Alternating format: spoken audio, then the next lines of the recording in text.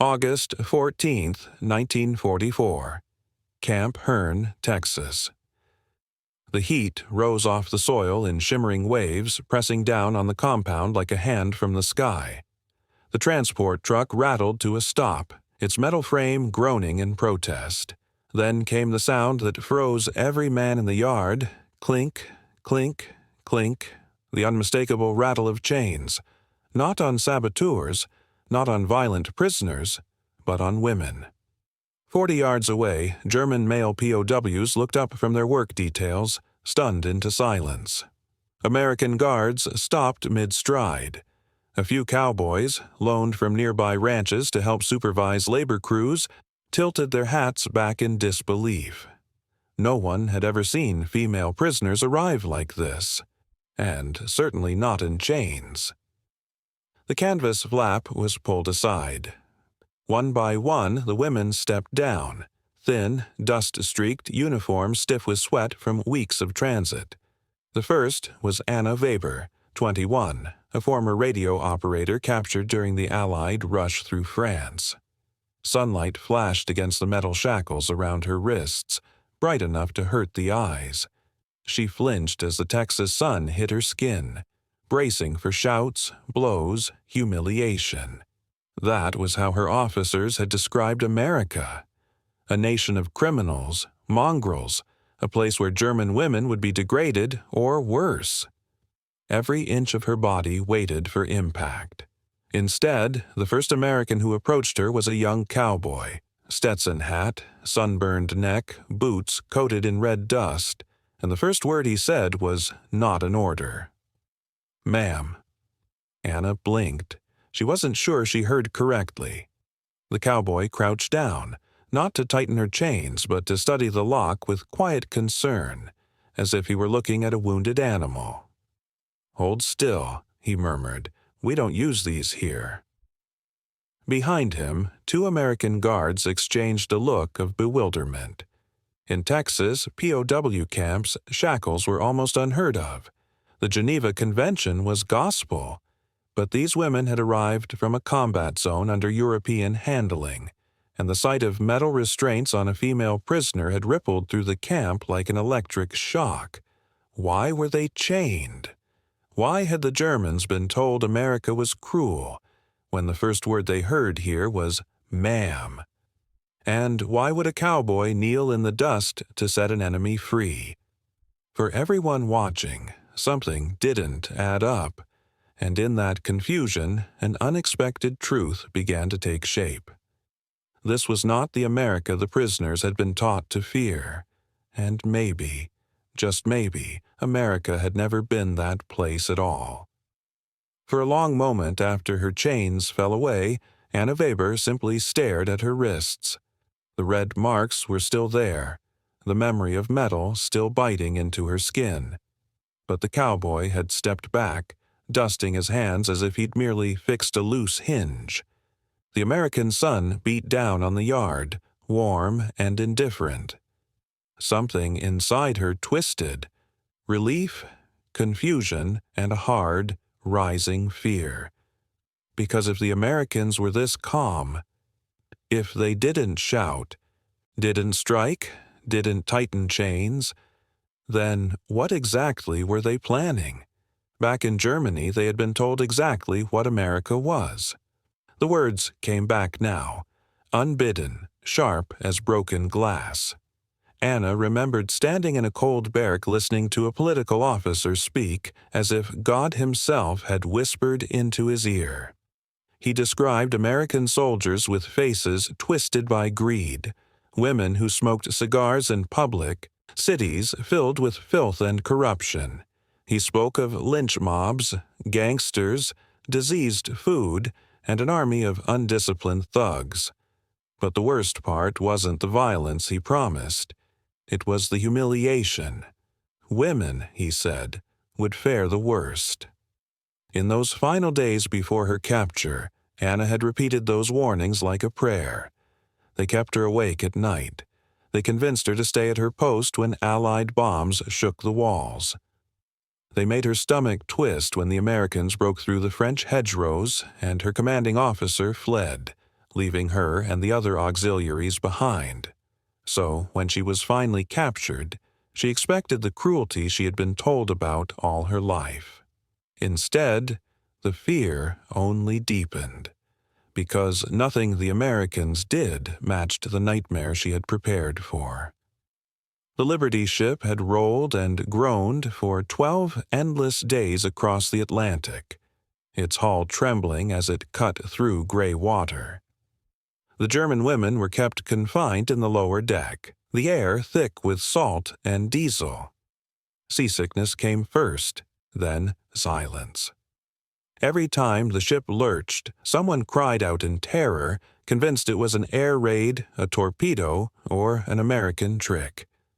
At night, Anna lay awake listening to waves crash against the metal hull, thinking, "They are taking us to the place where everything ends." But then, another contradiction. American medics came through, checking fevers, handing out aspirin, giving water to the women who could no longer stand. One even tucked a blanket around a girl who had collapsed from dehydration.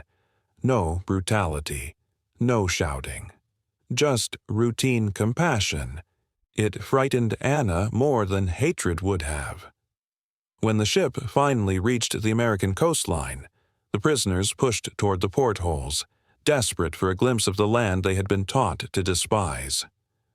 What they saw shocked them. Not chaos, not filth, but an endless skyline rising like steel miracles. New York gleamed in the morning sun. Bridges, towers, smoke from factories rising into bright blue sky. Some women gasped. Some crossed themselves. One whispered, trembling, "We were not told about this." But the true terror came when they were marched into a processing building and shown long rows of pipes overhead, steam drifting through the air. Anna froze. The others stopped breathing. This was it. The American experiment rooms their officers had warned them about. Gas masquerading as showers. Death disguised as hygiene. Several began sobbing. One collapsed against the wall. But the guards didn't push them. They didn't slam the doors. A female Red Cross worker simply turned a valve, and water, clean, warm water, burst from the pipes. Real showers. Not gas, not execution. Some women fell to their knees, covering their faces as if the water itself were a trick. Nothing made sense, and the fact that it made no sense made the fear that much worse. Because terror from cruelty is simple. Terror from kindness is something else entirely. Yet as the women were moved inland, long trains rolling past miles of farmland, factories, orchards, ranches, they saw more contradictions. America wasn't starving. It wasn't collapsing. It wasn't desperate. It was thriving. In 1944, the United States was the arsenal of democracy. 96,000 aircraft per year. A ship every 24 hours. Steel, oil, food, and manpower beyond anything Germany could imagine. The women saw it from the train windows. Tractor convoys, rail yards overflowing with freight, factories that glowed like furnaces long after sunset. And they felt another cold wave of fear, because a nation this powerful didn't need to be cruel. A nation this confident didn't need to humiliate its enemies. A nation this wealthy could afford to be gentle. That gentleness, that abundance, that moral clarity was more frightening than any chain the Germans had ever worn. And as the train doors opened onto the blinding heat of Texas, and the cowboy knelt to remove the final set of shackles, Anna felt her fear shift into something deeper, heavier. If America is not the monster we were told, then what else have we been lied to about? For a few seconds after the last chain hit the dirt, no one moved. Dust floated in the sunlight like drifting ash, settling on boots, cuffs, hair, and the thin shoulders of the German women who stood frozen in place. The scene looked impossible. A Texas cowboy kneeling in front of a captured enemy, wiping sweat from his brow as if he had simply finished tightening a saddle strap. Luke Miller stood up slowly, brushing dust from his palms. "Ma'am," he said, his voice steady and unhurried, "we don't do chains here." The words hung in the air, soft but immovable, like something carved into the side of a courthouse. Anna felt her throat tighten. She wasn't sure she had understood him correctly. In her world, chains were normal. Chains meant discipline, punishment, control. Chains meant Germany. But here, under a sun so bright it felt like judgment, the cowboy spoke as if the chains were an embarrassment, something shameful, something unworthy of Texas. Luke stepped to the next woman, crouched again, and worked carefully at the lock. His hands were calloused from ranch work, the creases filled with dust, but his touch was surprisingly gentle. He didn't yank, he didn't hurry. He treated each prisoner like a person who simply needed help. Behind him, 2 American guards exchanged looks that were equal parts surprise and approval. One muttered, "Damn right," as if Luke had voiced something they had all silently agreed upon but never thought to say aloud. Anna watched him move down the line. "Tutu. Kong gap gap. Kong fan shet." When he reached a prisoner with trembling hands, he paused. "You're safe now," he murmured. "Ain't nobody gonna hurt you." The woman began crying so quietly that only those closest heard it. Luke didn't flinch. "My daddy raised me," he said softly, "to treat people right, war or not." Once the shackles were removed, the women were escorted into the processing building, not with barking orders, not with rifles pressed into their backs. The guards walked at a respectful distance, one even shading his eyes to check that none of the women struggled with the heat. Inside, the contradictions mounted. They were given clean uniforms. Coarse, yes, but freshly laundered, smelling faintly of soap. They were taken to a medical station where a nurse checked their pulses, inspected their feet, and asked, politely, if anyone was injured. They were told they could rest, drink water, and sit down. No officer shouted. No one threatened punishment. No one even raised a hand. This is the trap, Anna thought. This is how they break us. But the trap never sprung. When Luke passed by the open doorway, cowboy hat dangling from his fingers, he nodded to them like they were neighbors on a quiet dirt road. Anna caught herself tensing, expecting ridicule. Instead, he simply said, "Y'all need anything, holler. Someone'll fetch it." Someone will fetch it? For prisoners? For enemy women? Nothing in her training prepared her for that. Camp Hearn ran on a philosophy as old as the land itself. Work hard, follow the rules, and treat the people with dignity, even your enemies. The United States Army took the Geneva Convention seriously, and Texas took fairness personally. The women quickly discovered this was not propaganda. Food was served 3 times a day, heaping trays of beans, potatoes, bread still warm from the kitchen. Many German civilians were surviving on 1,000 calories a day. Here, POWs were fed over 3,200, just like American troops. A library stood near the main hall stocked with donated books, Dickens, Steinbeck, Goethe, even a few battered volumes of poetry. Medical care was consistent, organized, and shockingly compassionate. A medic apologized after accidentally brushing against Anna's wrist. A chapel was open every Sunday morning for anyone who wished to pray. Clean living quarters, bunks with real mattresses, blankets thick enough to block the cool Texas nights, and then the strangest thing of all. POWs earned wages. 80 cents a day for labor on local ranches or camp maintenance. Money they could use to buy stationery, sweets, even small tokens to send home. It wasn't luxury. It wasn't indulgence. But it was humanity. Humanity weaponized with precision. Many in the U.S. High Command understood something Germany did not.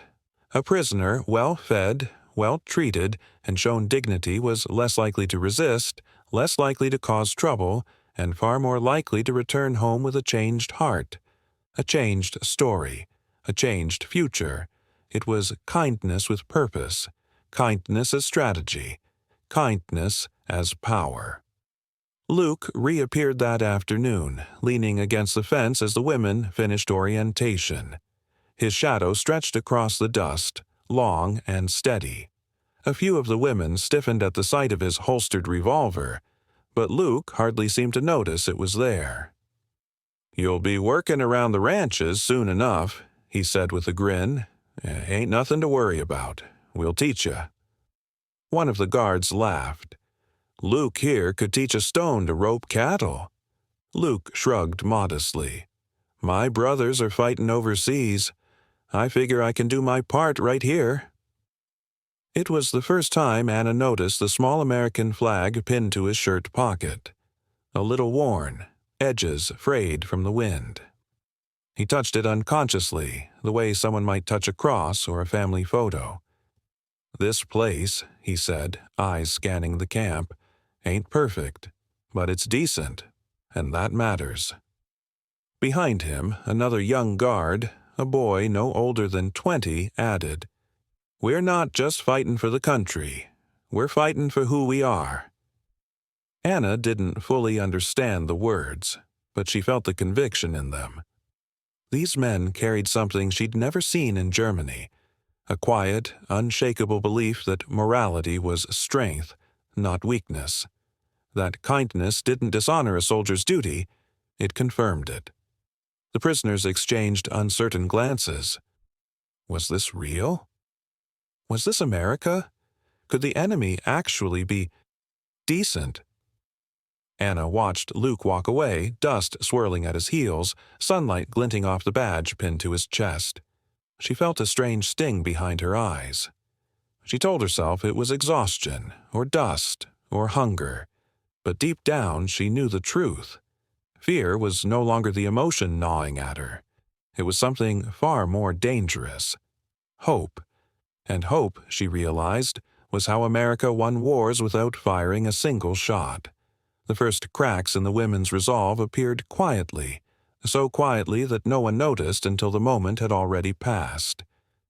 For days they had endured the shock of American decency with stiff posture and lowered eyes, trying to shelter behind the remnants of their training.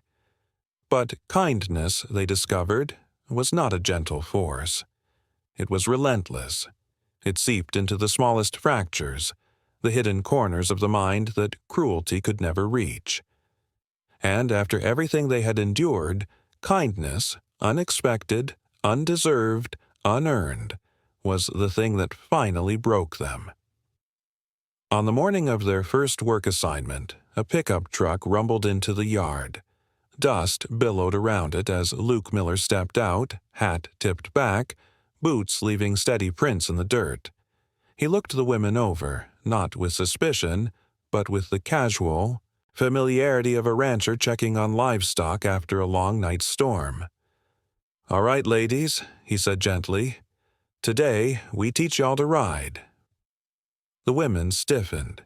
Someone whispered a prayer. Another took a step back. Riding. In Germany, prisoners rode nothing except crowded freight cars headed east. Anna stared at the saddles piled in the truck bed, each one smelling of leather and sun-baked cotton.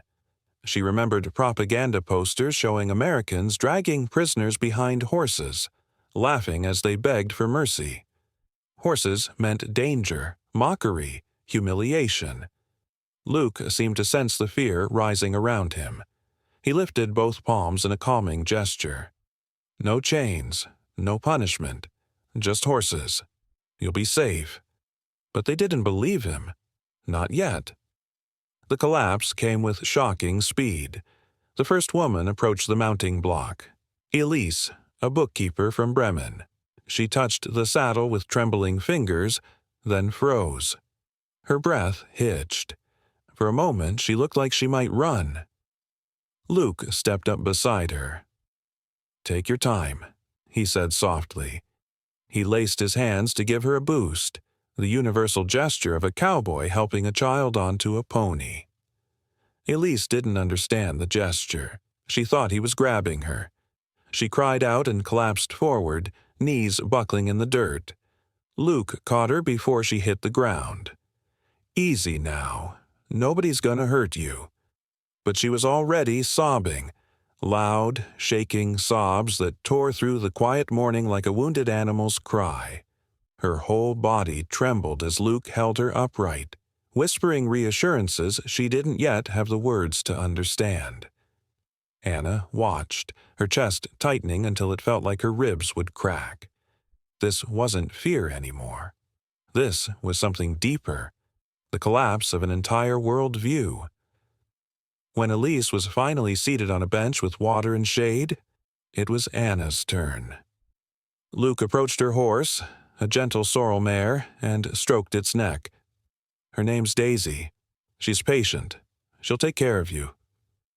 Care. The word hit harder than any blow. Anna let herself be guided toward the mounting block. She put one boot into the stirrup, unsure, tense. Luke steadied her ankle, not gripping, not restraining, just supporting, and helped her swing her leg over to the other side. When she settled into the saddle, something inside her snapped. A sudden rush of air left her lungs. Her hands slapped against the saddle horn as tears surged up from a place she hadn't touched in years. Not since before the war, before the evacuations, before the propaganda and the drills and the constant insistence that enemies were monsters. She cried without sound at first, shoulders shaking. Then the sound came, raw, unfiltered. Luke looked up, startled. "Ma'am, what's wrong?" She couldn't answer. She wasn't sure herself. Why was she crying? Because she was on a horse instead of chained? Because the enemy was handling her like glass instead of dirt? Because she was safe, truly safe, for the first time in years? She choked out one sentence. "Why? Why are you kind?" Luke blinked slowly as if the question were so strange it needed translation. "Ma'am," he said softly, "that's just how we do things here." Those words shattered her. Not because they were elaborate, not because they were poetic, but because they were spoken as if kindness were the obvious, natural order of the world. In Germany, kindness was a rationed commodity, saved for the loyal, withheld from the weak, weaponized by the powerful. Here, it was the default. The women were taken to a ranch mess hall where the mid-morning meal was being cooked, thick slabs of Texas beef searing on a hot griddle. The air filled with the scent of fat hitting metal, the hiss and crackle echoing through the room. For the German women, many of whom hadn't tasted real meat in months, the smell hit like an explosion. One woman staggered backward, a hand pressed to her mouth. Another burst into tears without warning. A third whispered to the guard beside her, voice trembling, "Is this for us?" The guard nodded. "Same food our boys get." That sentence alone was enough to cause another woman, Liesel, to drop to her knees, not out of worship or gratitude, but because her legs simply failed beneath the weight of everything she was feeling. She covered her face with both hands. "This cannot be America," she whispered. "It cannot." But it was. Cowboys and cooks moved quickly, bringing cups of water, pulling out chairs, offering gentle words.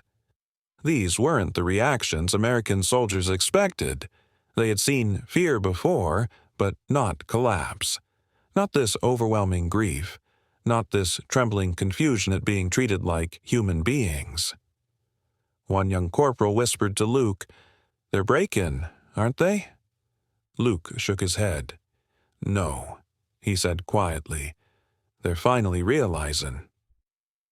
The true breakdown came that evening, long after the dust had settled and the horses were turned back into the pasture. The women gathered in their barracks, quiet wooden huts cooled by evening breeze, clean blankets, soft bunks, electric lights overhead.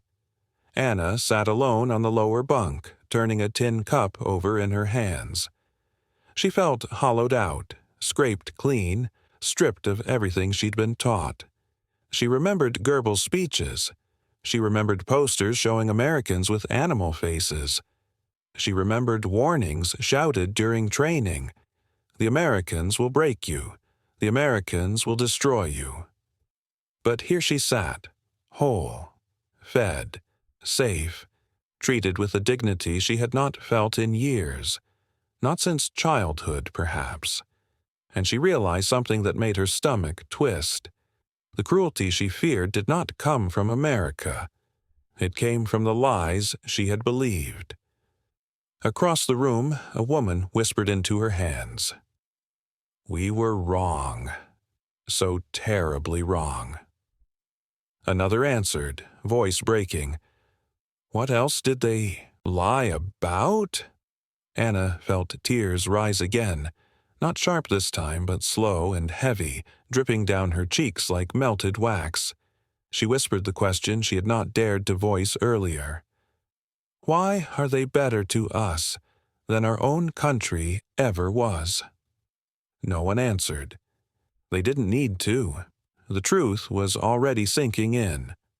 The foundations of their worldview, the propaganda, the indoctrination, the hatred, were disintegrating under the weight of American gentleness.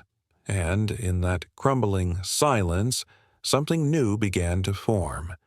Not fear, not defiance, but an aching, devastating form of gratitude.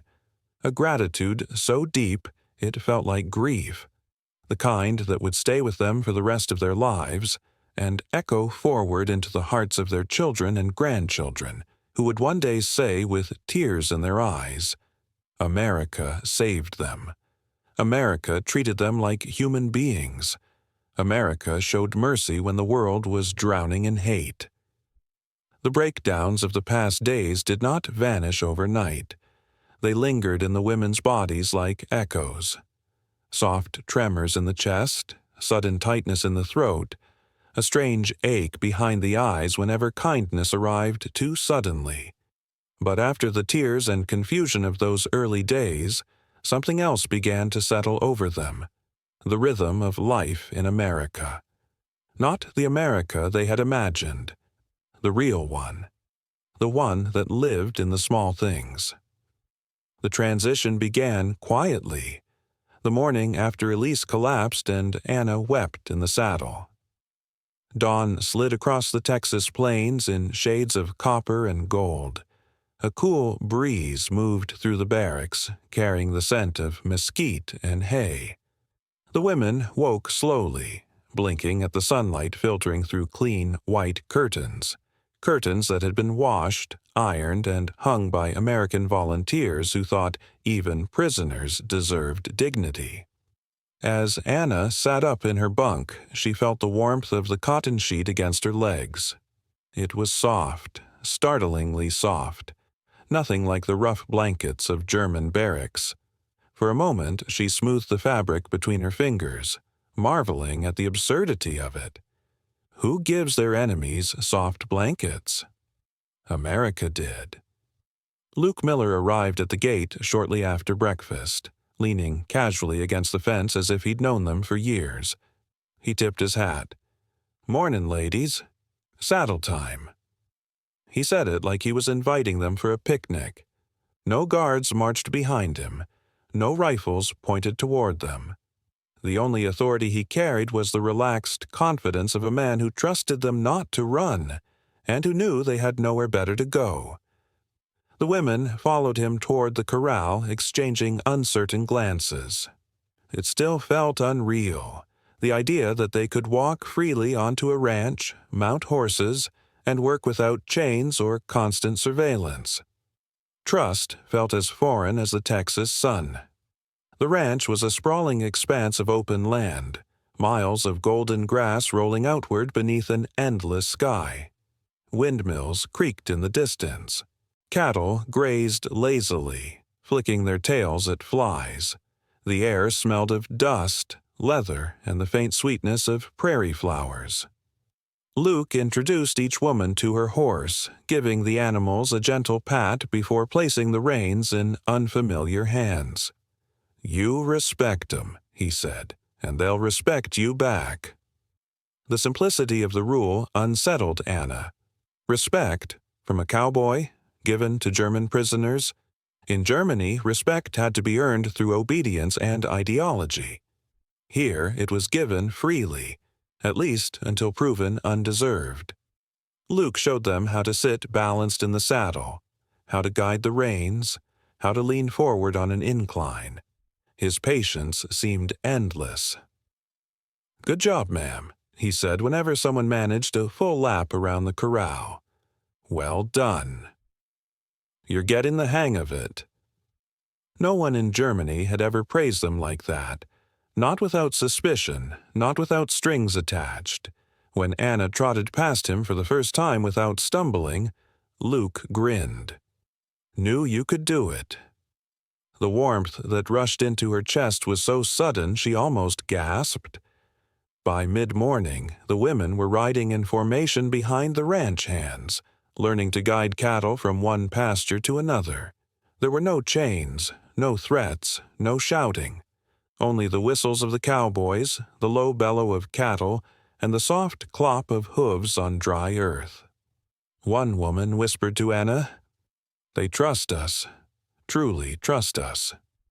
Anna swallowed hard. That trust was its own kind of freedom, and its own kind of burden. Later that afternoon, Luke brought the women into the ranch house for lunch. The simple wooden building smelled like coffee, flour, and warm wood. A large table sat in the middle of the room, piled with dishes that looked like something from a childhood fantasy. Thick slices of bread, bowls of beans, roasted vegetables, and perfectly grilled beef that filled the room with its smoky aroma. Beef that Germany hadn't tasted in years. One of the women covered her mouth, stunned. Another blinked rapidly, as if afraid the meal might vanish if she stared too long. Luke gestured to the table. "Ladies first." There it was again. That phrase, that unbearable courtesy. Anna approached the serving line cautiously. The sight of real food, fresh, abundant, unscarred by rationing or ash, made her chest tighten. She felt Elise tremble beside her.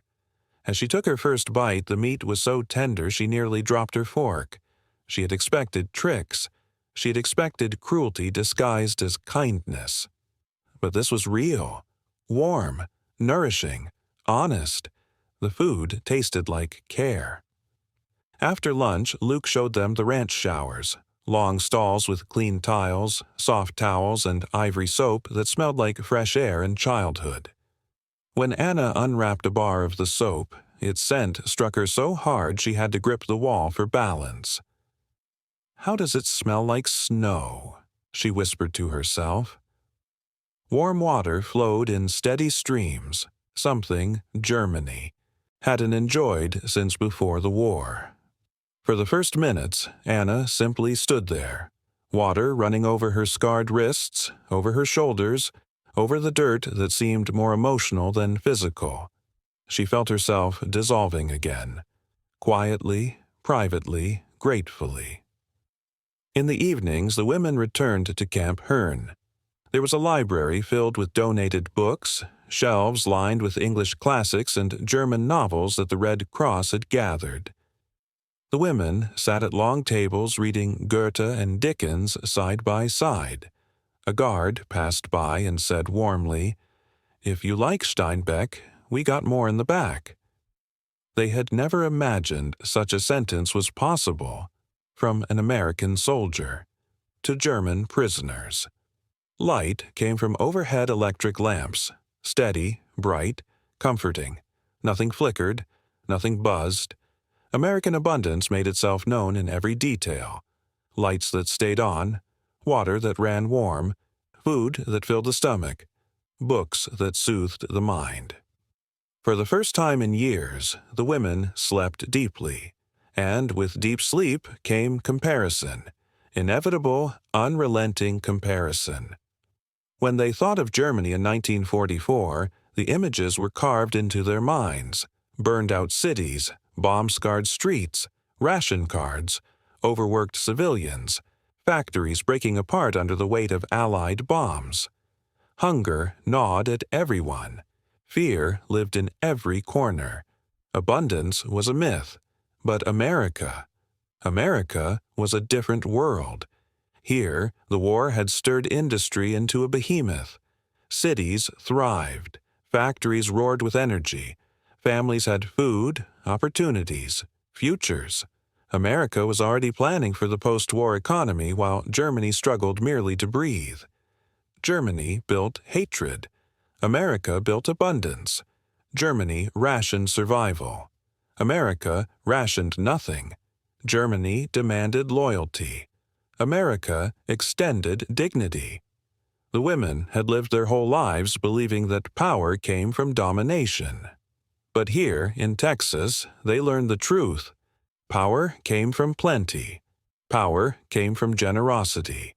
Power came from confidence so deep it did not fear kindness. One night, as the sun dipped behind the barracks, casting the camp in orange and purple light, Anna sat with Elise on the steps outside. The air was warm, humming with crickets. The smell of someone smoking a cigarette drifted lazily on the breeze. Anna spoke first. This country. She paused, searching for words in her limited English. It is everything we were told it was not. Elise nodded. It is too much, almost too good. Anna glanced toward the fence. There were guards posted, but casually, almost as if they were shepherds watching a flock, not wardens watching prisoners. The camp lights glowed. A cowboy laughed somewhere in the distance. A record played faintly from the guardhouse, an American melody smooth enough to soften the edges of the night. Anna wondered whether Luke was among those laughing voices. She wondered whether kindness could become a habit, and whether she wanted it to. Germany had carved fear into her bones. America was carving something else, a dangerous, tender desire to belong to a world that didn't run on hate, a world where ladies first wasn't propaganda, where soft cotton wasn't a dream, where warm water wasn't a lie, where strangers treated enemies like human beings. She hugged her knees and whispered, "How can we ever go back?" But Elise only shook her head. "Once you have seen abundance," she murmured, "how do you return to scarcity?" The question drifted into the warm night, settling between them like a truth too heavy to lift. And as the Texas stars rose overhead, bright, endless, unashamed, the women realized that America had already begun changing them, not with force or fear, but with something far more powerful, the simple, overwhelming grace of being treated like people again. The changes that had begun in whispers now moved through the women like a quiet tide, slow, persistent, impossible to resist. Life on the ranches and inside Camp Hearn had softened something inside them, something they had not realized was still alive. After so many years of obedience, hunger, terror, and training, they had assumed that morality belonged only to peace, not to war. But in Texas, morality walked beside them every day. And in the aftermath of their first weeks, the riding lessons, the meals, the warm showers, the unexpected laughter, came something deeper than shock or fear. It came as understanding. It came as awakening. One evening, after a long day moving cattle across the plains, the prisoners and cowboys returned to the ranch house. The women sat on the porch steps, too tired to speak, too overwhelmed to sort their thoughts. The sky above them blazed with the reds and golds of a Texas sunset, painting the land as if the world had been dipped in fire. Anna watched the horizon slowly swallow the sun and felt something shift inside her chest. "America lives like this," she whispered, "even during war." Elise, still dusty from the long ride, followed her gaze.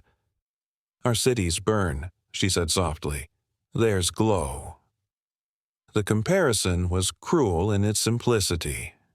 In Germany, the sound of sirens was the soundtrack of life. People crouched in basements, ration books clutched in trembling hands. Entire neighborhoods were flattened in a single night. Hunger created hollowness not just in bodies, but in minds. Fear was a daily ritual. But here, Texas breathed abundance. It breathed stability. It breathed confidence. And the women could feel the difference in the air. A week later, a rancher invited them into his home for Sunday dinner, a tradition older than the state itself. They hesitated at the doorstep, unsure if prisoners were meant to cross such a threshold. But the rancher's wife greeted them with a warm smile and a simple, disarming sentence. "You're our guest today." That word, guests, landed like a stone thrown into still water. Ripples moved through. The women, subtle but unstoppable. The meal was simple by American standards. Roasted chicken, vegetables from the backyard garden, biscuits brushed with butter, slices of apple pie cooling on the counter. But to the women, who had survived on powdered soup and stale bread for years, it felt like a banquet. When one woman's hands shook so badly she dropped her fork, the rancher bent to pick it up without a word. He offered her another, wrapped in a clean napkin. No scolding, no contempt, only kindness. Later, as they helped wash dishes in the kitchen, Anna stood beside the rancher's wife, listening to the steady rhythm of water and clinking porcelain. "If you treat us like this," Anna whispered, "how do you treat your own people?" The woman paused, drying her hands on a towel. "Well, honey," she said with a gentle shrug, "that's just how we were raised." The answer left Anna breathless. Not strategy, not manipulation, not political theater, just culture, just character, just decency woven into the bones of a nation. Back in the barracks that night, the women sat together, sharing pieces of that dinner as if they were sacred memories. One woman, Margaret, opened her small diary. Pages yellowed, corners warped from the journey across the Atlantic. She wrote in German, "We were the ones in chains, not them." She closed the book, pressing her palm against the cover as if to steady herself. "What do you mean?" Anna asked. Margaret looked around the room. The clean bunks, the soft lamplight, the distant sound of guards talking casually outside.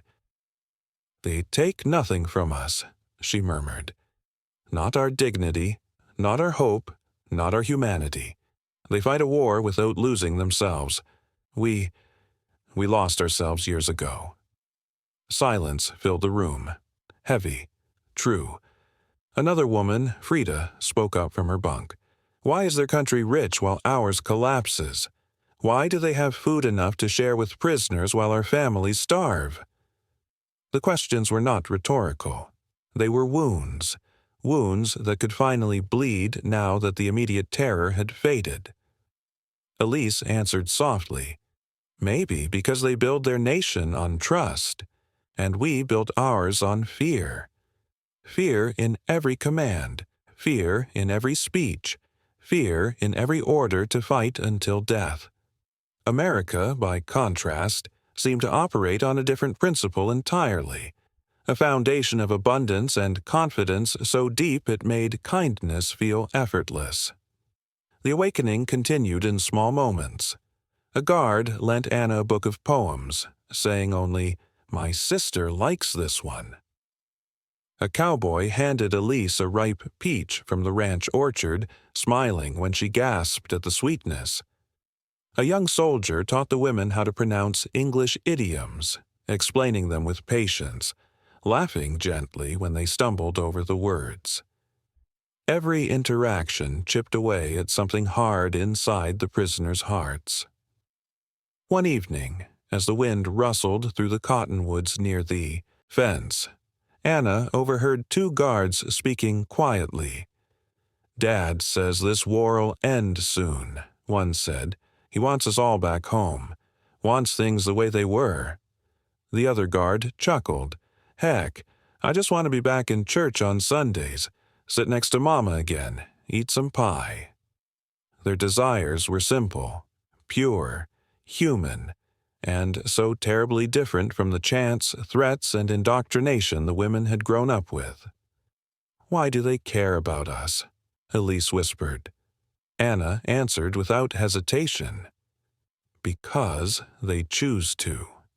Not because they wanted something, not because of propaganda, not because of strategy, because their moral compass, shaped by family, faith, and community, pointed them toward mercy.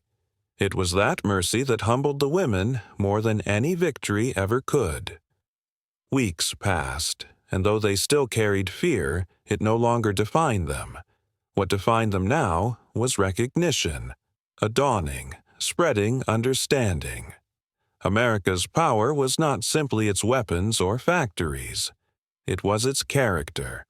A country that could fight across two oceans while still feeding, clothing, trusting, and teaching its enemies was a country built on something stronger than ideology.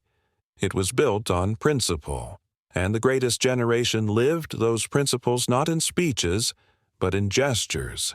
A cowboy's hand at a stirrup, a soldier's quiet apology, a ranch wife's warm Sunday dinner. One night, as the women sat under a sky littered with stars, Anna spoke the thought that had been growing in all of them. If America treats its enemies like this, how do they treat their own people?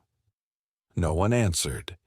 They didn't need to, because the answer was written everywhere.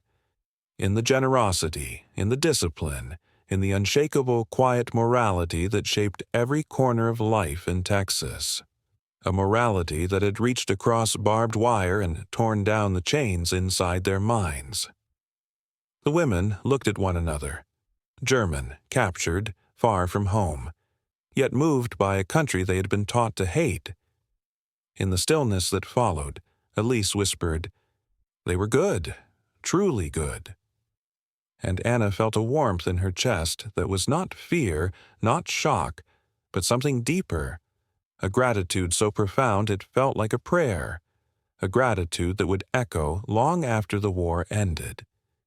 In letters written to American families, in memoirs penned decades later, in children and grandchildren who would listen to these stories and say softly, "Thank you, America."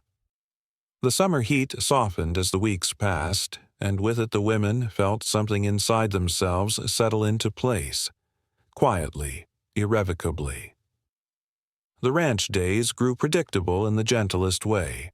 Mornings with horses, afternoons with cattle, evenings in the glow of kerosene lamps or under the vast Texas sky.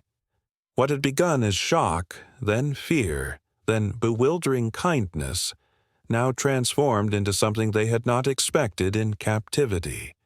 A sense of direction, a sense of healing, a sense of who they could become, when hatred was not the foundation beneath their feet. Their time in Texas became a hinge in their lives, a dividing line between the world they came from and the world they would build for themselves once the war was over. The awakening that had begun quietly now marked them forever. When the war ended and repatriation began, the women boarded ships not as the soldiers they once were, but as human beings remade by a country they had been raised to despise. Many returned to Germany with nothing but a satchel of belongings the Americans insisted they keep: books, letters, folded dresses, photographs taken on ranch porches with cowboys who had become unlikely friends. They stepped back into a homeland they barely recognized. Cities burned, families scattered, streets hollow with loss. Yet within that devastation, the lessons from Texas lived inside them like a secret flame. Several became teachers, telling classrooms of children about a world where dignity had been protected even in war. Others trained as nurses, believing deeply in the way American medics had treated them. Gently, respectfully, without judgment. A handful became social workers or advocates, pushing for human rights in a country struggling to rebuild its conscience. All carried stories of cowboys removing shackles, stories of guards who said ma'am instead of insults, stories of ranch families who treated them as guests at Sunday dinner, stories of a nation that proved morality could survive even in the darkest global conflict. One woman, Elise, wrote in her memoir decades later, "We arrived in chains. America removed the steel first, but it removed the hatred after." Her grandchildren would read that line and touch the page with reverence, knowing it was the truth that saved her life. Anna herself never forgot the ranch house, the smell of warm bread, the way Luke Miller tipped his hat as if she deserved the courtesy. She carried that memory into every chapter of her life. The years of rebuilding, the years of motherhood, the years spent volunteering for refugees who arrived in Germany with the same fear she once had. In her later years, when asked why she devoted so much time to helping strangers, she always answered the same way: "Because America helped me when it had no reason to." Her family kept a small wooden box of mementos from her Texas days, a faded photograph of her on horseback, a folded U.S. Army-issued work shirt, a postcard from Camp Hearn sent after the war, a scrap of lace from a rancher's wife who had insisted she take it. But there was one object her children treasured above all else: a page torn from her diary, written on the ship ride home. If America treats its enemies with such grace, imagine how it treats its own people. The years passed. The memories settled into history. But the moral clarity those women discovered did not fade. They told their children told theirs. And decades later, those descendants living in cities across Europe and America would comment on stories like this one, leaving 3 words filled with generational gratitude: "Thank you, America." Because gratitude does not expire. Kindness does not erode. Mercy does not dissolve with time. If those women could speak to America now, if they could stand once more in the Texas sun, breathing the warm wind that carried both dust and hope, they would say, "You are the descendants of that kindness." The world still needs the America of 1944. Don't let that moral strength fade. They would remind us that the greatest generation did more than win battles. They won trust. They won hearts. They won the future by proving that decency was not weakness, but power. The quiet kind of power that rewrites destinies. And in their final message, they would leave us with a truth forged in the dust of Camp Hearn, carried across oceans, written into lives that began anew. The greatest generation built a country strong enough to defeat tyranny and gentle enough to show mercy even to its enemies. That is the legacy they carried home. That is the message they left behind. And that is the America the world still hopes to see.